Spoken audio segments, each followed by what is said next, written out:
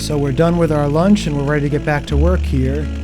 And I've already cut this log into log length pieces, but it's just a little bit heavier than I can roll over there. So I purchased a wedge last week and it was under 10 bucks, and boy, what a great tool to have, because now you can use that wedge to separate the log and finish that cut. And as you take a look at the end of the cut, you see where there's a bit of dirt coming out there. I think either there or on the other side, I do end up dulling my chain. You can see me there taking a look at the chain. So I've got my cant hook now to roll that log over, and you know, I really like that cant hook. If you cut a decent amount of wood, I think it's an indispensable tool on the job site. I just need to get a better purchase on this log so I can go ahead and roll it over.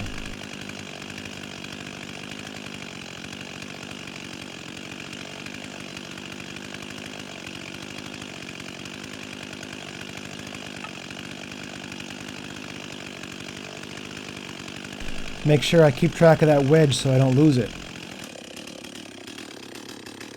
And this is a pretty good example of how quickly a saw dulls. I just touched the ground, and I mean, this saw is really, you know, it's not cutting at all. So, you know, don't beat yourself up if you touch the ground and dull the saw. Just know that it's a part of life. It's going to happen once in a while. And I always try to keep a spare chain or two so I can swap out the chain if I really dull it on the job.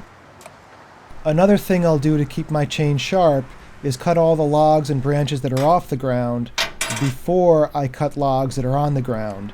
When you cut the logs on the ground, you're going to end up dulling the chain. It's just a matter of whether you dull that chain a little bit or a lot. So get as much as you can with that sharp chain before you ding the ground and end up dulling it.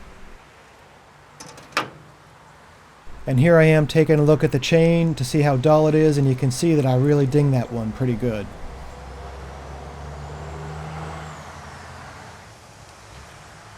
Every time you take the bar off the saw, you need to clean the groove that the chain runs in. If you don't clean that groove, the oil's not going to be spread around well enough, and then your chain isn't going to be lubricated well enough. It's going to start to smoke and it's going to start to seize because it's too hot. And the reason I know this is because when I first started using a saw when I was maybe 17 or 18 years old, it happened to me, and I took it to the dealer and he explained to me why it was happening. So whenever you take that bar off, make sure to clean that groove. And you can see I'm pushing all the gunk away from the sprocket tip on the bar so I don't jam that sprocket tip. I always keep a chain or two in the box because I know it's going to happen. I'm going to dull the chain, so I want to have a fresh chain, a sharp chain to replace it with. And I don't know if it's just me, but unraveling a chain it's like a Rubik's Cube. And what happens is usually I'll end up with two loops, and I got to figure out which side to pull through to get those two loops uncoiled. We're going to go ahead and put that dull chain back in the box, and then I can bring it home, and then when I have some spare time, which for me is usually after the kids go to bed, I can go out to my garage and sharpen the chain on my Chainmeister. This is what the chain I just took out of the box looks like, and you can see what a nice edge it's got on it. The other thing I do every time I take the bar off the saw, besides clean the groove out on the bar, is to flip the bar over so that it wears evenly.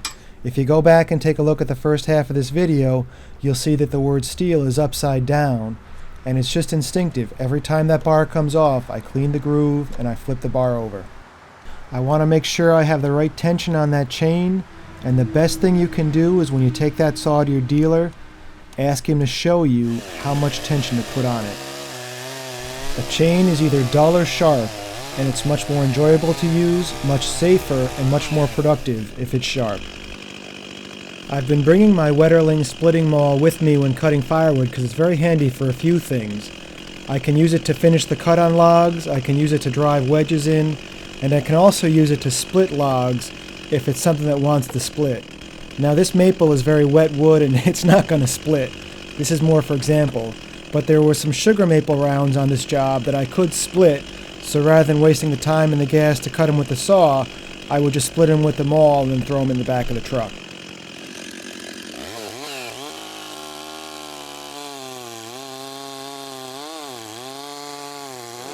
If you're quartering logs, I found it's a great help if you mark the outside of the log on the other side and then match up the two lines of the cuts.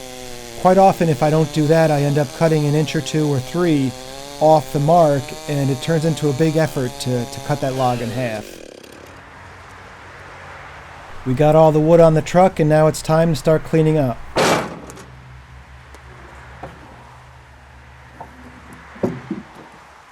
I used this sugar maple round the entire job to hold the ramp up, but this is a good example where that splitting maul comes in handy. That sugar maple, it's nice and dry, it splits very nicely. So it's much easier to just whack it with the maul a couple times than it would be to use the saw.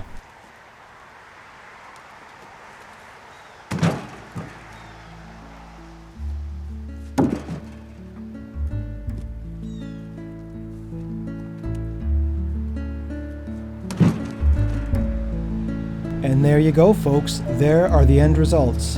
Thanks a lot for watching today.